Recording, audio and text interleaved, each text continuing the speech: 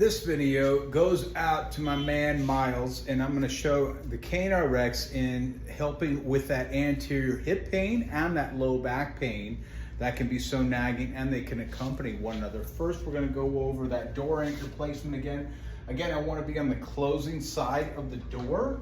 As far as height goes, I'm going to use, I want to stay parallel to the side, to the height that I'm working on.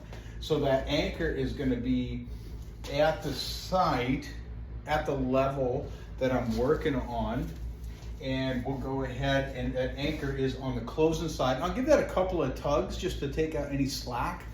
Because as you start pulling on that thing, if there's a little bit of slack and it gives you, gives you a little bit of a jump scare. So we're going to get that knobby on the big cane.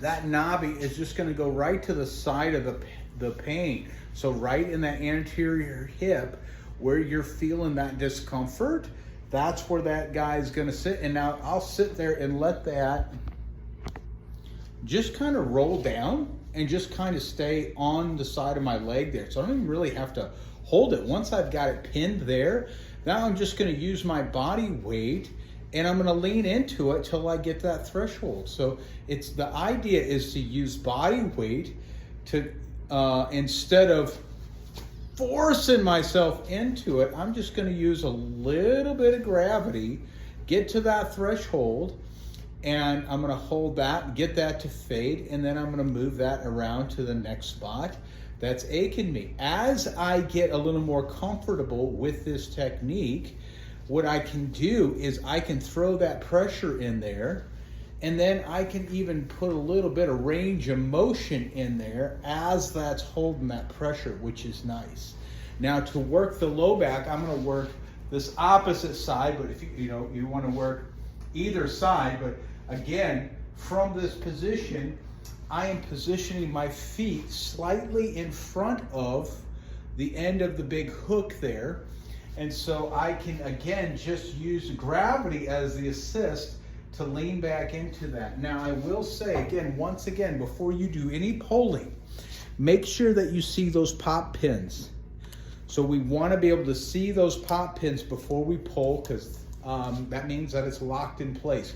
So no matter what length that you have it at, make sure you have those pop pins present.